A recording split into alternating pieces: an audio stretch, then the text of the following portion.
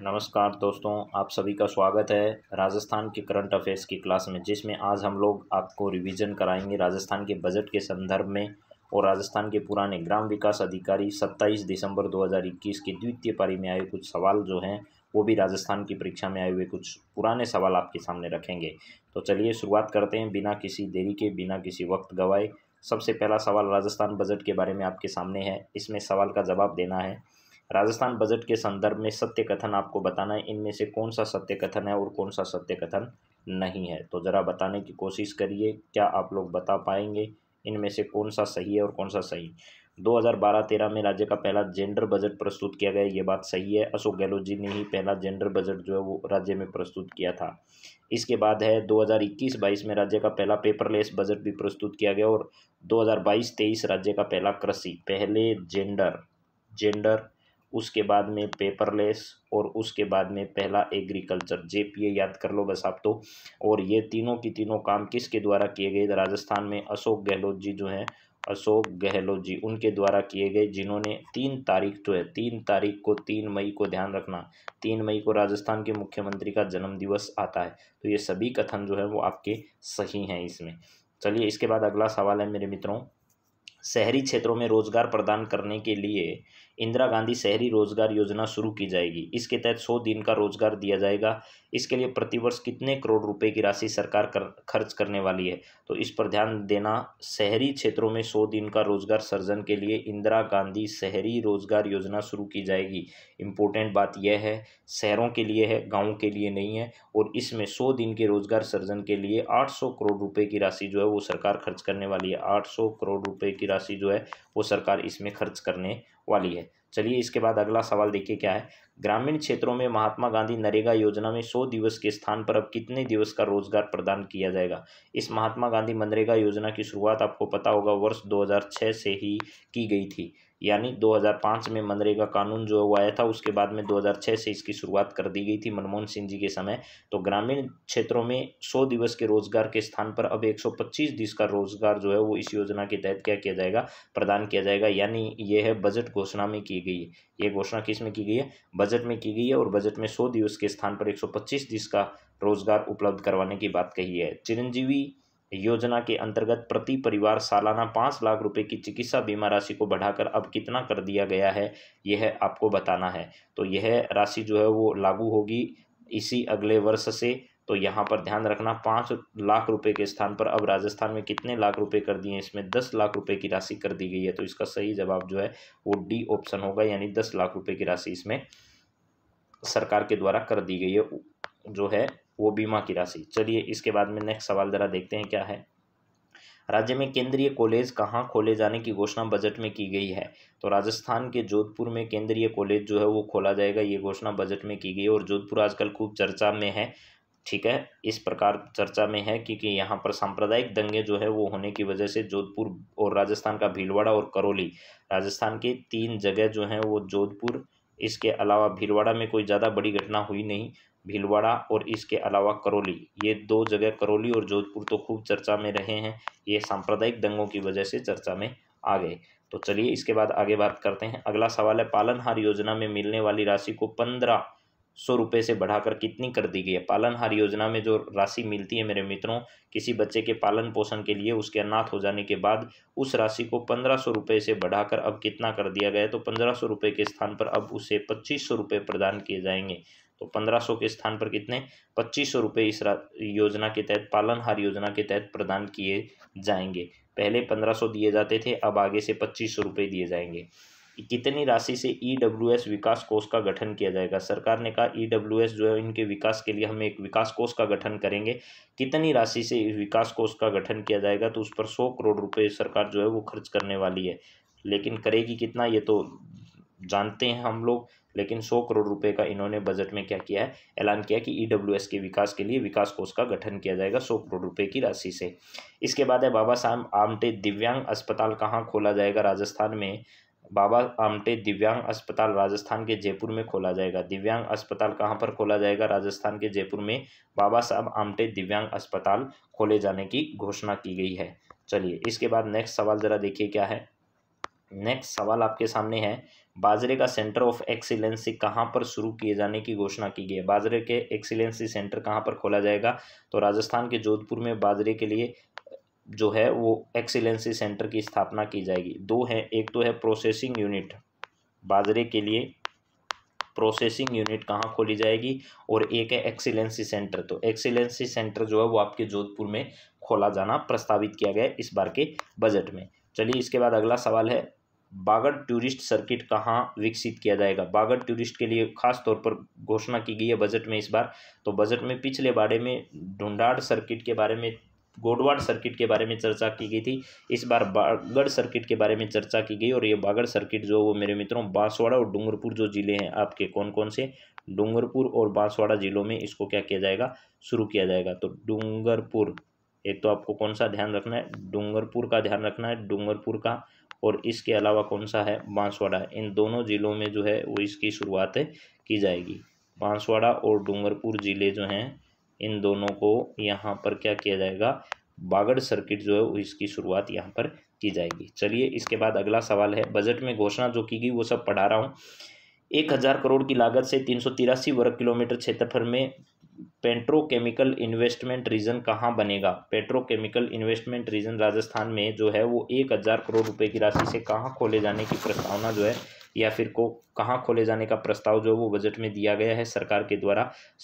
तो यहाँ पर है, पहला ही आपके सामने है सीतापुरा जयपुर में, या फिर इसके अलावा पचबदरा बाड़मेर में। सीतापुरा है, सीताराम नहीं है, तो पचबदरा बाड़मेर में ही पेट्रोकेमिकल जो है वो इन्वेस्टमेंट रीजन विकसित किया जाएगा, इस प्रकार की सरकार ने क्या की है, घोषणा की है। और एक और ध्यान रखना, पर्यटकों के लिए इंटीग्रेटेड बुकिंग ऐप की भी व्यवस्था की जाएगी 10 करोड़ रुपए की राशि से। 10 करोड़ रुपए की राशि से क्या की जाएगी, पर्यटन के लिए, पर्यटकों के लिए पर्यटक ऐप जो है वो विकसित किया जाएगा। कितने करोड़ की, 10 करोड़ रुपए की राशि से। यहाँ पर है स्टेट रोड सेफ्टी इंस्टीट्यूट कहाँ खोला जाएगा। State road safety institute Rajasthan में कहाँ खोले जाने की घोषणा की गई है। तो HCM रीपा जयपुर में, नाल बीकानेर में, अजमेर में, नीमराना अलवर में। तो HCM रीपा जो जयपुर में स्थित है यहाँ पर क्या किया जाएगा, सेफ्टी इंस्टीट्यूट जो है वो खोला जाएगा, रोड सेफ्टी इंस्टीट्यूट खोला जाएगा। और इंदिरा गांधी दुर्घटना बीमा योजना के तहत 5 लाख रुपए तक की जो है वो सहायता भी प्रदान की जाएगी। दुर्घटना होने पर 5 लाख रुपए तक की, चिरंजीवी दुर्घटना बीमा योजना के तहत 5 लाख रुपए तक की आर्थिक सहायता। और रोड सेफ्टी इंस्टीट्यूट जो है वो राजस्थान के HCM रीपा में क्या किया जाना है, खोला जाना प्रस्तावित है। माइक्रो इरिगेशन के लिए सेंटर ऑफ एक्सीलेंसी किस स्तर पर स्थापित की जाएगी। यानी माइक्रो इरिगेशन के लिए सेंटर ऑफ एक्सीलेंसी किस स्थान पर स्थापित किया जाएगा। माइक्रो इरिगेशन के लिए संभाग स्तर पर जो है मेरे मित्रों, संभाग स्तर पर क्या किया जाएगा, राजस्थान के जितने भी संभाग हैं उनमें संभाग स्तर पर जो है वो माइक्रो इरिगेशन के लिए सेंटर ऑफ एक्सीलेंसी की क्या की जाएगी, स्थापना की जाएगी, ऐसी बजट में घोषणा की गई। इसके बाद अगला सवाल है, इंदिरा गांधी रसोई योजना में तहत इंदिरा रसोइयों की संख्या 358 से बढ़ाकर कितनी कर दी गई। तो 358 इंदिरा रसोइयों के स्थान पर अब इनको बढ़ाकर कितना कर दिया जाएगा, ऐसी बजट में घोषणा की गई है। तो इनकी संख्या को ध्यान रखना है, 1000 कर दी जाएगी। कितनी कर दी जाएगी, 1000 रसोइयों की व्यवस्था यहाँ पर सरकार के द्वारा की जाएगी। और अनुदान की राशि जो पहले सरकार देती थी 12 रुपये सरकार अनुदान देती थी, उसमें 5 रुपये का अनुदान सरकार ने बढ़ा दिया, अब 17 रुपये का सरकार के द्वारा अनुदान दिया जाता है। 1000 रसोइयों की संख्या किए जाने की घोषणा किस में की गई है, बजट में की गई है। बजट में 1000 रसोइयाँ और बढ़ा दी जाएगी, इस प्रकार की घोषणा भी यहाँ पर की गई है। निम्न में से कौन से मिशन को शुरू करने की घोषणा बजट में की गई है, कौन से बजट को शुरू करने की घोषणा की गई है। तो राजस्थान ऑर्गेनिक फार्मिंग मिशन शुरू करने की घोषणा की गई है, मुख्यमंत्री जैविक खेती मिशन शुरू करने की घोषणा की है, राजस्थान फसल मिशन शुरू करने की घोषणा की है। ये सभी मिशन शुरू करने की घोषणा की है। कुल मिलाकर ऐसा मान लीजिए 10 मिशन ऐसे हैं जिनको सरकार जो है वो अलग से कृषि बजट में जिनका उल्लेख किया गया है, 10 मिशन शुरू करने की सरकार ने क्या की है, घोषणा की है। इसके बाद नेक्स्ट सवाल है मित्रों, राज्य में नया डेंटल कॉलेज कहाँ पर खोला जाएगा। राज्य में नया डेंटल कॉलेज राजस्थान में कहाँ पर खोला जाना प्रस्तावित है।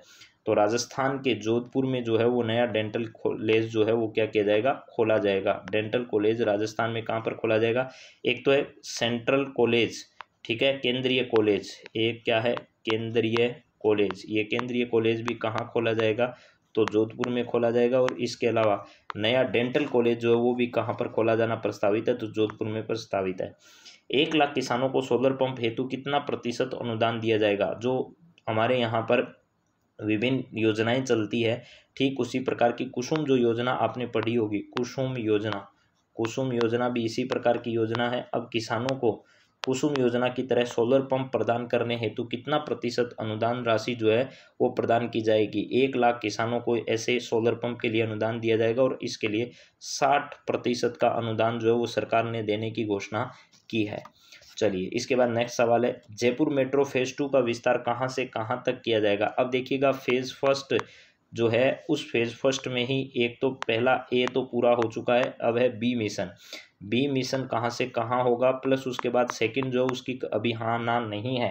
चांदपोल से लेकर के बड़ी चौपड़ और बड़ी चौपड़ से लेकर दिल्ली आगरा हाईवे, मानसरोवर से सांगानेर जो है वो फर्स्ट के अंतर्गत नहीं है मेरे मित्रों, आप ध्यान रखिएगा, फर्स्ट फेज के अंतर्गत नहीं है। तो फर्स्ट बी है ये, सेकंड की बात हम नहीं करें, फर्स्ट बी की अगर हम बात करें तो फर्स्ट ए जो है वो तो कहाँ से कहाँ तक, चांदपोल से लेकर के आपका मानसरोवर तक था, चांदपोल से लेकर के मानसरोवर तो फर्स्ट ए वाला था, और फिर चांदपोल से लेकर के आगे बड़ी चौपड़ तक जो है वो फर्स्ट बी था। तो बड़ी चौपड़ से लेकर के दिल्ली आगरा हाईवे तक जो है वो नेक्स्ट फेज में बनाया जाएगा, और यहाँ पर अभी जो इसका निर्माण किया जाना है ये पूरा का पूरा फर्स्ट फेज का ही था, पहले वाला बड़ी चौपड़ से लेकर के कहाँ तक मेरे मित्रों, बड़ी चौपड़ से चांदपोल, अब बड़ी चौपड़ से ही लेकर आगे दिल्ली आगरा हाईवे तक जो जाएगा वो कौन सा होगा, फर्स्ट बी होगा। उसके बाद अलग अलग तरीके के और भी काम मेट्रो फेज में चलाए जाएंगे, लेकिन उनका अभी तक ज़्यादा कोई विस्तार नहीं दिया गया है। राजस्थान सूक्ष्म सिंचाई मिशन के तहत कितनी राशि खर्च की जाएगी। राजस्थान सूक्ष्म सिंचाई मिशन के तहत कितनी राशि खर्च किए जाने की घोषणा बजट में की गई है। तो राजस्थान के बजट में 2700 करोड़ रुपए जो है 2700 करोड़ रुपए जो है वो सूक्ष्म सिंचाई मिशन के तहत क्या किए जाएंगे, खर्च किए जाएंगे। तो 2700 करोड़ रुपए इसके तहत खर्च किए जाने की घोषणा बजट में अभी हाल ही में की गई है।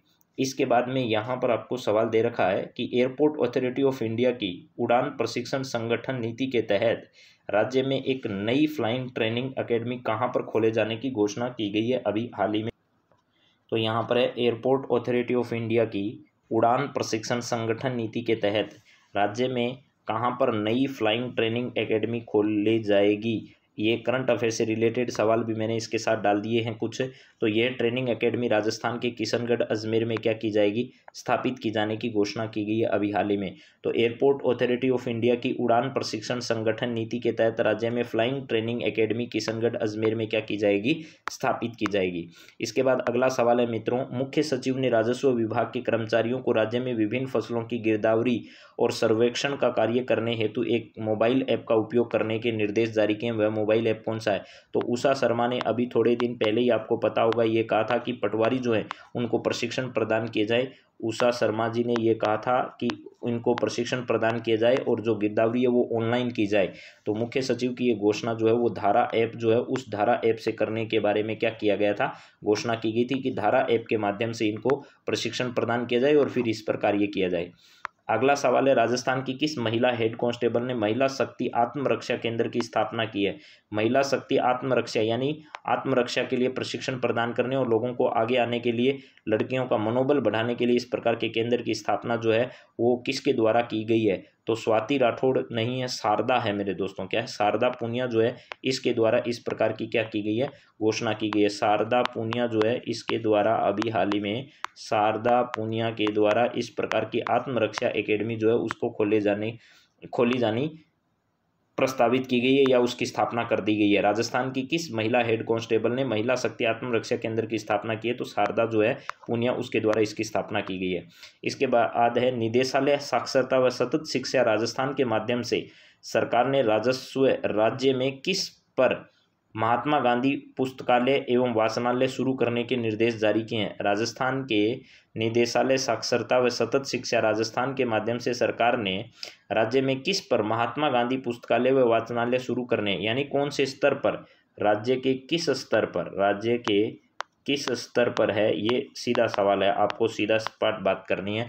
किस स्तर पर महात्मा गांधी पुस्तकालय व वाचनालय शुरू करने के निर्देश जारी किए हैं। तो पंचायत समिति जो स्तर है उस स्तर पर पुस्तकालय और वाचनालय शुरू करने की घोषणा किसके द्वारा की गई है, सरकार के द्वारा की गई है कि पंचायत स्तर पर इस प्रकार के वाचनालयों की स्थापना की जाए। अभी वर्ष 2022 में सिरोही जिले का कौन सा स्थापना दिवस अभी हाल ही में मनाया गया? तो 597 जो नंबर का स्थापना दिवस था सिरोही जिले का, ये सिरोही का मनाया गया। आपको पता होगा सिरोही जिले का जो राजस्थान में विलय है वो 2 चरणों में किया गया था। पहले कुछ भाग जो है वो आबू वाला क्षेत्र जो वो छोड़ दिया गया, लेकिन बाद में उसका विलय कर दिया गया था। तो 597 स्थापना वर्ष जो है वो सिरोही का अभी हाल ही में वर्ष 2022 में मनाया गया। इसके बाद राजस्थान के पुरानी परीक्षा में आए हुए, जिसमें वीडियो मुख्य परीक्षा जो है वो होने जा रही है आगे, लेकिन वीडियो प्री का एग्जाम जो हुआ उसमें सेकंड पारी जो है वो 27 दिसंबर को आयोजित हुई थी। उस 27 दिसंबर की आयोजित परीक्षा में कौन कौन से अच्छे सवाल पूछे गए, उनमें से कुछ सवाल मैं आपके सामने रख रहा हूँ। यहाँ पर है, बम रसिया कौन से क्षेत्र का लोक नृत्य है? बम रसिया जो है वो मेरे मित्रों, बम रसिया जो है वो अलवर भरतपुर क्षेत्र में किया जाता है। अलवर भरतपुर का प्रसिद्ध जो लोक नृत्य है वो कौन सा है? बम रसिया है। और शेखावाटी क्षेत्र में आपको पता होगा, यहाँ पर शेखावाटी क्षेत्र में होली के अवसर पर जो है वो घिंदड़ नृत्य जो है वो प्रमुखता से किया जाता है। चंग नृत्य, घिंदड़ नृत्य, ये सब जो हैं वो शेखावाटी क्षेत्र के प्रसिद्ध हैं। राव जेतशिरो छंद के रचयिता कौन है? राव जेतशिरो छंद जो है वो बीठू सूजा के द्वारा क्या किया गया था? लिखा गया था। बीठू सूजा के द्वारा राव जेतशिरो छंद की क्या की गई थी? रचना की गई थी। इसके बाद में अगला सवाल है मेरे मित्रों, बहुत इंपॉर्टेंट सवाल है। राजस्थान में कौन सा कृषि जलवायु क्षेत्रफल के अनुसार जो है वो राजस्थान में सबसे बड़ा है? राजस्थान में सबसे बड़ा जो कृषि जलवायु क्षेत्र है वो कौन सा है? फर्स्ट सी जो है वो सबसे बड़ा कृषि जलवायु क्षेत्र है। जरूर मुझे कमेंट बॉक्स में इसका नाम भी बताइए, क्योंकि अधिकांश परीक्षाओं में नाम से भी पूछा जा चुका है।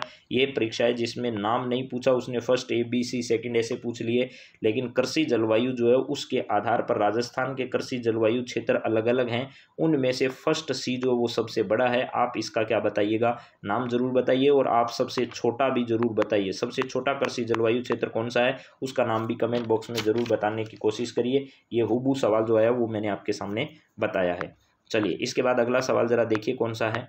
यहाँ पर है, टोक्यो पैरालंपिक 2021 में अवनी लेखरा ने किस स्पर्धा में स्वर्ण पदक जीता था? तो शूटिंग में अवनी लेखरा ने स्वर्ण पदक जो है वो जीता था। चलिए इसके बाद नेक्स्ट आपके सामने सवाल है, यहाँ पर निम्न में से कौन सा वन्य जीव अभ्यारण्य जो है वो सही सुमेलित नहीं है? बस्सी चित्तौड़गढ़ में एकदम सही सुमेलित है।